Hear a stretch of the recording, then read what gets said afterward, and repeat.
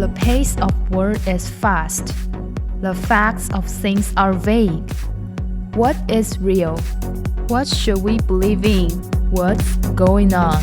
912 ambulance, 75-year-old male back pain. We will accept nothing less than comprehensive gun control. We want change! We want change! We're gonna get it done.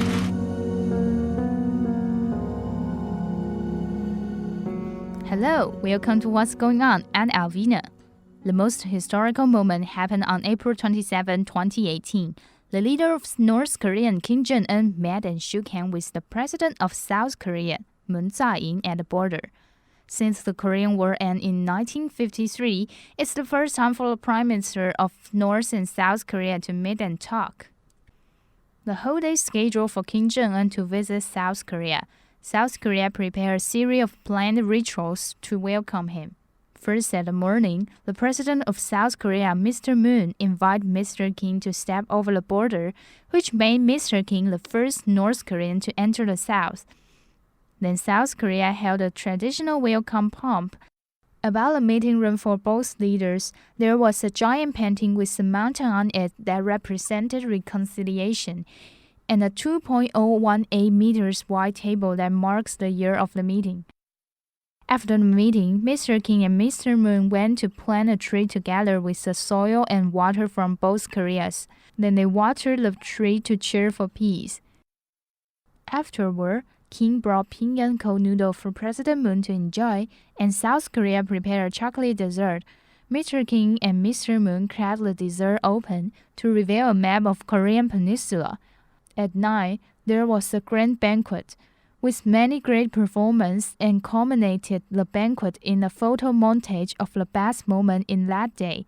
In the end of the banquet, they play a K-pop song about being a family again. When it's time to say goodbye, they shook hands, and the two first ladies even gave each other a hug. South Korea gave North Korean leader a dignified farewell. So what exactly the North Korean leader Kim Jong-un say about the denuclearization?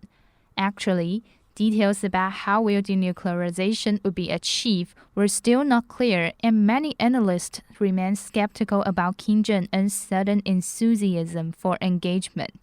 Because in the previous inter-Korean agreement had included similar pledge, but were later abandoned after the North resorted to nuclear and missile tests and South elected more conservative presidents.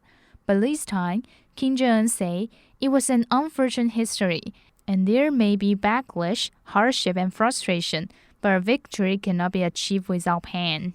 Other points the leaders agreed on in a joint statement were an end to hostile activity between the two nations, changing the demilitarized zone DNZ that divided the country into a peace zone by ceasing propaganda broadcast, and armed reduction in the region pending the easing of military tension, to push for four-way talks involving the U.S. and China, organizing a reunion of families left divided by the war, connecting and modernizing railways and roads across the border. Further joint participation in sporting events, including this year's Asian Games. The commitment to denuclearization does not explicitly refer to North Korea halting its nuclear activities, but rather the end of a nuclear-free Korean peninsula. At 23:30 May 4, 2018 local time, North Korea has moved forward 30 minutes to midnight to change their time zone in order to match the South after last week's inter-Korean summit, according to state media. The reset is the first practical step to speed up Korean unification, the official KCNA news agency said. Before the adjustment, Pyongyang time is half an hour behind South Korea and Japan. They introduced the extra 30 minutes in 2015 as the stand against weak Japanese imperialists. After the talks, South Korea's presidency sent a tweet saying Mr. Kim was distressed by seeing the clocks. Thanks for joining us today. I'm Alvina. This is Volta Voice.